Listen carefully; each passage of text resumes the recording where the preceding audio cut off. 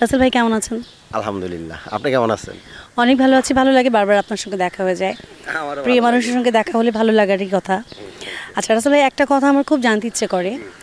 নায়ক মানেই তো আসলে একটা সেই রকম বডি বিল্ডিং থাকতে হবে, সেই রকম স্টাইলিশ একটা ব্যাপার থাকতে হবে, মানে দূর থেকে দেখলেই মনে হবে যে এই যে নায়ক।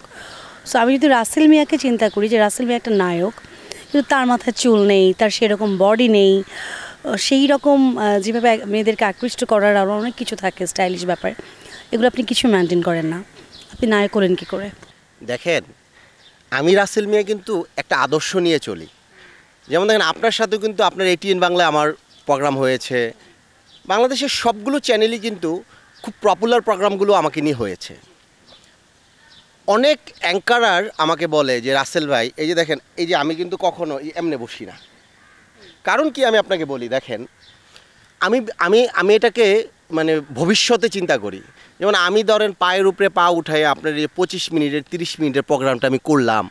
ধরেন এটা আমার মা দেখলো, আমার টিচার দেখলো, ধরেন এমন হইতে পারে যে আমার ওস্তাদ দেখলো, একজন বয়োজ্যেষ্ঠ মানুষ দেখলো। তখন কিন্তু টিভি স্ক্রিনে উনি কিন্তু আরাম পাবে না যখন আমি এইভাবে বসবো। আমি সবসময় এইভাবে বসি। এবং আমাকে একটা টিভিতে কিন্তু খুব প্রশ্ন করছিল, আমার সাথে আরও হিরোরা ছিল, ওরা কিন্তু পরে মানে মুখ কেমন করে ফেলছে এক একজনে, নায়িকাও ছিল। তো আমি আমার আদর্শ থেকে কখনো আমি দূরে সরে যাব না। এটা আমি লালন করি কেন? দেখেন, পৃথিবীতে আপনি যখনই ভোগ করাটা দূরে রাখবেন তখন পুরো পৃথিবী আপনার হয়ে যাবে। আপনি আমাকে যে প্রশ্নটা করেছেন, এটা আমিও কিন্তু আমি নিজেও বিশ্বাস করি না যে সিনেমা হলে টিকিট কেটে আমি রাসেল মিয়ার ছবি দেখে।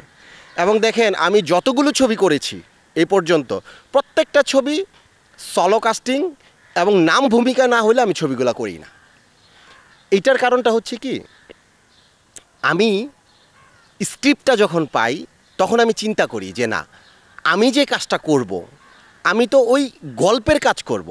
এখন ধরেন একটা, এই যে আমি 3 তারিখে শুটিংয়ে যাব, আমার খুব রিকোয়েস্ট করতেছে যে রাসেল ভাই আপনার হেয়ার স্টাইলটা চেঞ্জ করব, একটা চুল লাগাবো, মানে আলগা চুল যেটাকে বলে।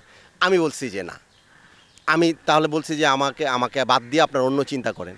কারণ কি, আপনি দেখবেন যে নকল কোনো কিছুই আপনাকে প্রশান্তি দিবে না। ব্যক্তি সত্তাকে যেই বিষয়টা প্রশান্তি দিবে না, সেটা দর্শককে কিভাবে প্রশান্তি দিবে?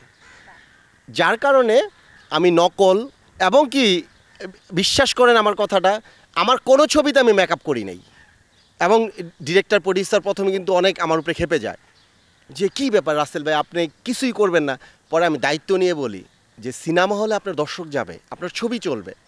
কারণ ন্যাচারাল বিউটিটাকে মানুষ বিশ্বাস করে, ফেক, আর্টিফিশিয়াল এবং অনেক জমকালো জিনিস মানুষ এখন বিশ্বাস করে না, নিতেও পারে না। তো আমি বিশ্বাস করি যে পজিটিভ ভালো আপনাকে ভালো রাখবে। মানে চমৎকার পজিটিভ থিঙ্কিংয়ের একজন মানুষ আমাদের রাসেল মিয়া।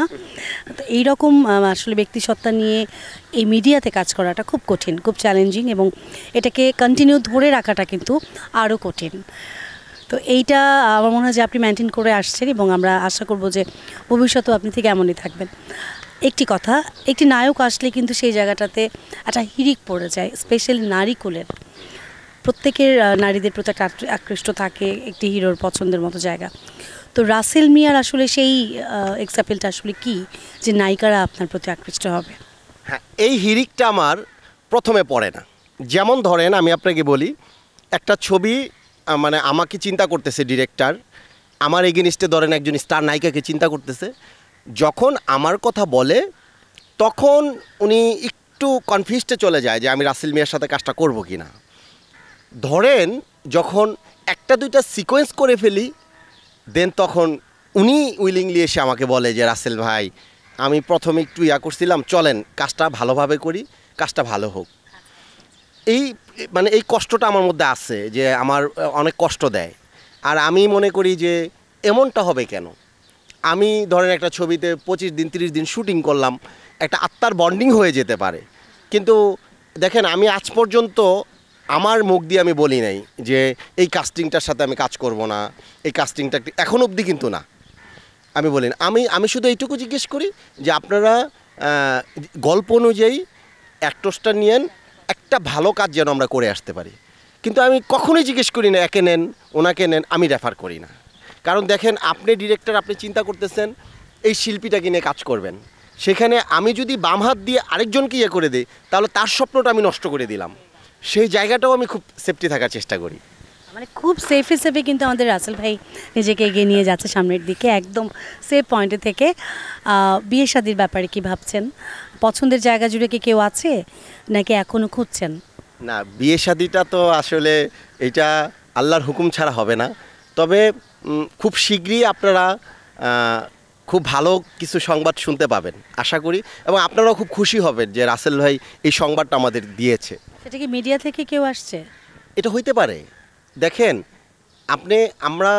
আমি মিডিয়ার ব্যক্তি, আমি যে প্লেটে ভাত খাই এই প্লেটটাকে যদি আমি নিজেই অপছন্দ করি তাহলে আরেকজন কিভাবে এটাকে পছন্দ করবে?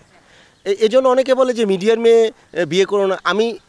আমি যদি মিডিয়ার ছেলে হয়ে আমি মিডিয়ার মেয়েকে ইগনোর করি তাহলে বাইরের একটা ছেলে একটা মিডিয়ার মেয়েকে কী বলবে? তা এটা হইতে পারে না, অস্বাভাবিকের কিছু না। আমরা কিন্তু একটা পজিটিভ ভাইব পাচ্ছি, জানি না আসলে ভবিষ্যৎ কি বলে দেবে। তবে আশা করি যিনি আপনার পাশে আসবে, যিনি আপনার জীবনসঙ্গিনী হয়ে আসবে, অসম্ভব ভালো মনের একজন মানুষ তিনি পাবেন। তার জন্য শুভকামনা এবং আপনার জন্য শুভকামনা রইল। আচ্ছা, আপনার অনেক দর্শক শ্রোতা বন্ধু দেখছে আপনাকে, আর তাদের উদ্দেশ্যে যদি কিছু বলবার থাকে। আজকে আমার প্রাণপ্রিয় দর্শকের কারণে আমি রাসেল মিয়া। এই দর্শক যদি আমার জীবনের শুরুতে আমাকে যদি সাবস্ক্রাইব না করতো, আমাকে যদি একটা লাইক না দিত, আমাকে যদি একটা কমেন্টস না করতো, আমার ভিডিওগুলো বা আমার কথাগুলোকে যদি একটা সুন্দর শেয়ার না দিত, তাহলে কিন্তু আজকে আমি রাসেল মিয়া হতে পারতাম না। আমার কৃতজ্ঞতা আল্লাহর পরে, আমার মা বাবার পরে আমার দর্শকের কাছে, এবং এই দর্শককে কখনই আমি নিরাশ করি না এবং করবও না। এই দর্শককে সাথে নিয়েই আমি একসাথে হাঁটবো আমার মৃত্যুর আগ পর্যন্ত। আপনারাও আমার জন্য দোয়া করবেন, এবং আমার দর্শকের জন্য আমি অনেক দোয়া করি যেন দর্শক যেন কখনো আমার কাছ থেকে বিমুখ না হয়ে যায়। অনেক শুভকামনা রইল, ধন্যবাদ।